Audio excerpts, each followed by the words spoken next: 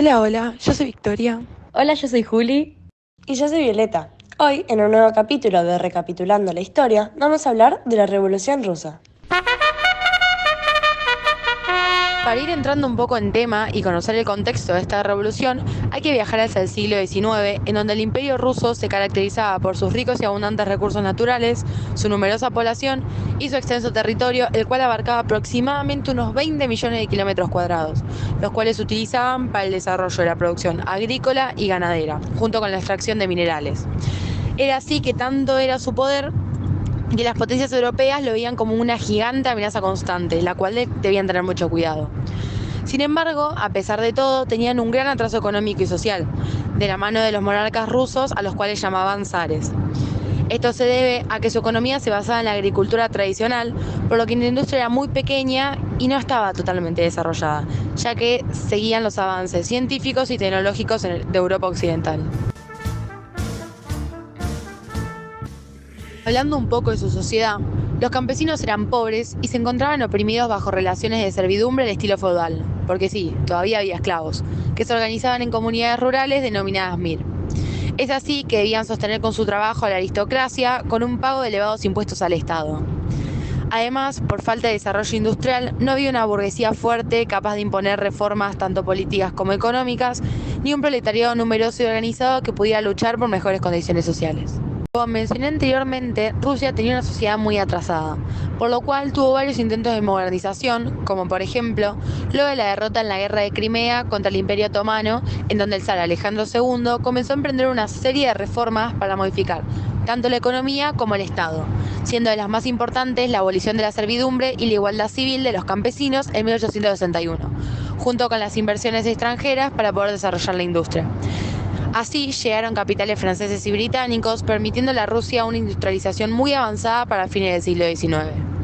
El proceso lo continuó Alejandro III, que se ubicaba en la región occidental del país, ya que contaba con enormes fábricas vinculadas a capitales extranjeros y que contaban con una gran cantidad de obreros. Luego de la muerte de Alejandro III en 1894, llegó al poder Nicolás II, quien mantuvo las mismas políticas y siguió con el proceso de industrialización de Rusia. ¿Cuál era la diferencia? Que en este contaba con aportes de capitales extranjeros, ya que tenía vínculos familiares con algunas de las principales monarquías europeas, como la inglesa y la alemana, lo cual facilitó el proyecto. Sin embargo, el mayor problema con el que contaba Rusia era que la estructura de su Estado no había cambiado.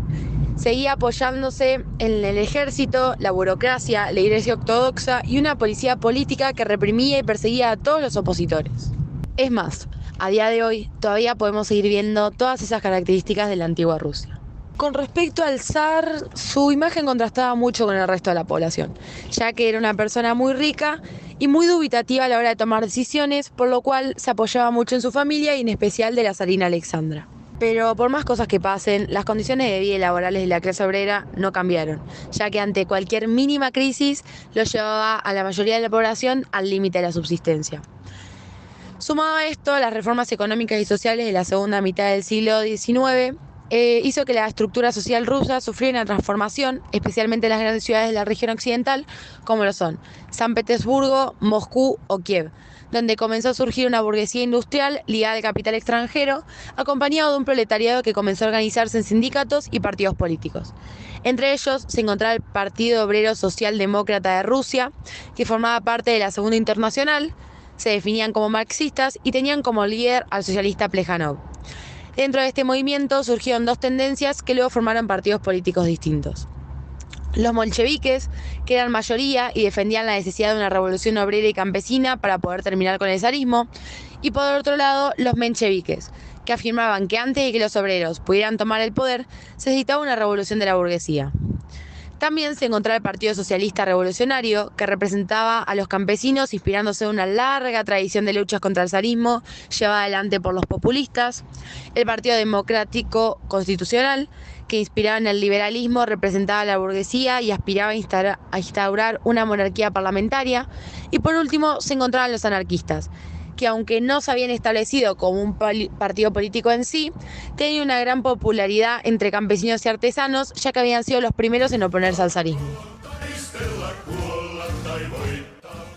Ahora vamos a hablar del primer suceso de la guerra, el año 1905, que en realidad comenzó en el año 1904 con la guerra ruso-japonesa que finalizó en 1905, pero con una derrota humillante para Rusia.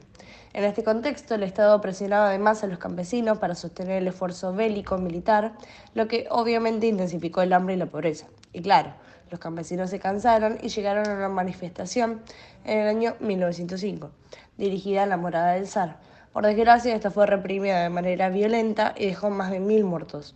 Este suceso es conocido como el Domingo Sangriento y dio pie a una revolución en la que participaron los socialistas revolucionarios, los bolcheviques, campesinos, algunos sectores del ejército y los mencheviques, que estos últimos promovían huelgas en las fábricas más importantes de la ciudad. A raíz de estas huelgas surgió una nueva forma de participación y organización, llamada los soviets, que consistían en consejos igualitarios y democráticos designados a la participación libre de los trabajadores. El zar por fin comprendió algo, y es que debía promover algunas reformas sociales y políticas para calmar un poco a la sociedad y llegar a la paz. Y qué mejor manera que aceptando peticiones que encontraron el llamado Manifiesto de Octubre. Creó una asamblea, una constitución, legalizó partidos políticos, concedió derechos civiles, instauró el sufragio universal. Además, en 1906 promovió una reforma agraria que disolvió la comuna y permitía la libre compra y venta de propiedades rurales. Esta reforma permitió el enriquecimiento de una minoría de campesinos, que conformaron una burguesía rural llamada kulaks. El resto de los campesinos, sin embargo, quedó sumido en la miseria, gracias a que las reformas resultaron superficiales por una serie de cláusulas y mecanismos que aseguraban la autocracia. Bueno, pero si hablamos de la Revolución de Febrero, hay que tener en cuenta que la falta de liderazgo del zar y las críticas económicas y sociales hicieron que el zar Nicolás II se fuera encontrando cada vez más aislado. Además de que tuvo que abdicar cuando la Duma formó un comité formando la República Constitucional. Esto hizo que resurgieran los soviets, que eran la principal fuerza de oposición al zarismo. Y aunque el zar había abdicado, Rusia seguía en la guerra, y las condiciones del pueblo no mejoraban, aunque todos pedían el fin de esta. ¿Pero ustedes saben qué es el doble poder? No importa, yo ahora les cuento. La Duma estaba gobernando con las fuerzas burguesas. Este gobierno avisó que iba a mantener el compromiso de seguir peleando contra Alemania, mientras que se ampliaba la participación de los soviets. Esto generó lo que se llama el doble poder. El gobierno provisional, que controlaba el Estado, y los soviets, que estaba formado por campesinos y obreros. Muy fácil. Pero pasó algo más. ¿Algo más? Lo que pasó es que Lenin dijo que Rusia debía abandonar la guerra y que las tierras debían ser redistribuidas en los campesinos, que era algo que ellos estaban pidiendo. Entonces esto generó mucha popularidad en los soviets, generando una contra a la Duma. Por esto surge la Revolución de Octubre, ya que la gente no estaba feliz con la situación económica. Los soldados desobedecían las órdenes y en Rusia se multiplicaban las huelgas y las protestas. Entonces, el gobierno provisional y Lenin debieron exiliarse. También se intentó un golpe de Estado fallido, ya que los soviets ayudaron a impedirlo, pero el gobierno quedó debilitado políticamente. La rebelión de los obreros se extendió por todo el territorio y la revolución empezó con la toma del Palacio de Invierno. La sublevación se extendió tanto que por primera vez en la historia una revolución obrera y campesina derrotó al Estado burgués.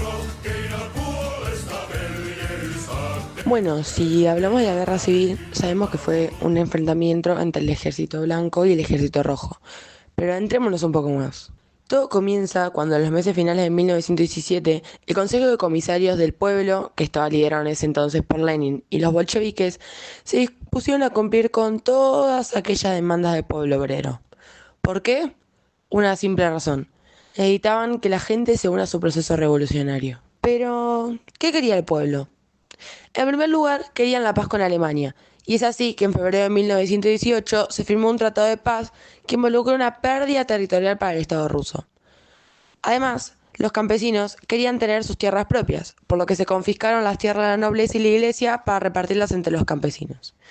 Y por último, se expropiaron las fábricas y se nacionalizó la banca. Y bueno, yo si fuera de las fuerzas opositoras, habiendo ya perdido la Revolución de Octubre y con esta situación, la verdad que no estaría contenta. Ellos tampoco, por lo cual, financiados por la burguesía y la nobleza, organizaban el ejército blanco, el cual integraban militares zaristas y mercenarios. Por consecuencia, el gobierno revolucionario, junto con los bolcheviques, tuvieron que armar rápidamente el ejército rojo, como un contraste el cual se encontraba liderada por Trotsky. Así comenzó la guerra civil con un enfrentamiento entre ambos bandos, que se extendió entre fines de 1917 y 1921.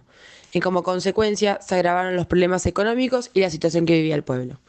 Siempre termina teniendo las consecuencias el pueblo. Pero el gobierno revolucionario no solo tuvo que defenderse del ejército blanco, sino también de la invasión de 14 países que apoyaban este ejército, e incluso de los mencheviques y el Partido Socialista Revolucionario.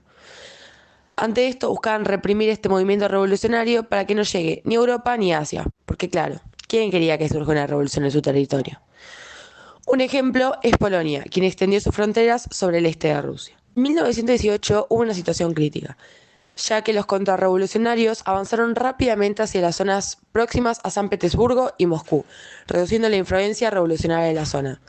Pero finalmente, el Ejército Rojo, es decir, los revolucionarios, lograron recuperar el control del territorio, expulsar a los invasores y derrotar al Ejército Blanco en 1921, poniéndole fin a esta guerra. Exacto, y de ahí salió lo que llamamos el comunismo de guerra, ¿no? Que consistía en un conjunto de medidas económicas de emergencia a través del que el Estado controlaba totalitariamente la producción industrial, la banca, los servicios públicos, el comercio y los transportes. Además de que suspendieron los pagos de las deudas contraídas con otros estados. Y sin mencionar la requisa, que obvio fue para sostener el esfuerzo militar del Ejército Rojo y abastecer a las ciudades. Por otro lado están las condiciones laborales, que eran extremadamente difíciles para los obreros fabriles, prohibiendo las huelgas y limitando los derechos sindicales, y la tenaz disciplina laboral, basada en la famosa frase de que el que no trabaja no come. Finalmente está el tema de la creación de la URSS, que comenzó en julio de 1918 con la aprobación de la Constitución Soviética que establecía la República Socialista Federativa Soviética de Rusia. El documento sentaba las bases políticas y jurídicas de lo que después sería la URSS. Decretaba la dictadura del proletariado como vía para alcanzar el comunismo y el fin de las clases sociales. La creación de la URSS se dio en diciembre de 1922, cuando Rusia, Transcaucasia, Ucrania y Bielorrusia decidieron crear una estructura federal que las engloban. La llamaron la Unión de Repúblicas Socialistas Soviéticas. Los soviets la establecieron el 30 de diciembre, al firmar y aprobar el Tratado de Creación. Y finalmente, en 1923, crearon una constitución. Esa conformación de la URSS se debió, por un lado, a la necesidad de las repúblicas fundadoras de recuperarse y defenderse. Por otro lado, estaba la aspiración a expandir el sistema socialista. Las ampliaciones no tardaron en llegar y la URSS terminaría compuesta por 15 repúblicas: Armenia, Azerbaiyán, Bielorrusia, Estonia, Georgia, Kazajstán, Kirguistán, Letonia, Lituania, Moldavia, Rusia, Tayikistán, Turkmenistán, Ucrania y Uzbekistán. Se proyectaba una unión de pueblos con igualdad de derechos entre los cuales se contemplaba el de separación. Es decir, se buscaba que las distintas naciones se unieran o se separaran voluntariamente. En cuanto al gobierno, tenía una rama ejecutiva llamada Comité Central Ejecutivo y una organización legislativa llamada Consejo de Comisarios del Pueblo. Los miembros del gobierno eran elegidos por consejos locales conocidos como soviets que reportaban ante el Congreso de Soviets. Y hasta aquí llegamos con el capítulo de hoy. Hasta luego, o más bien, Conspitania.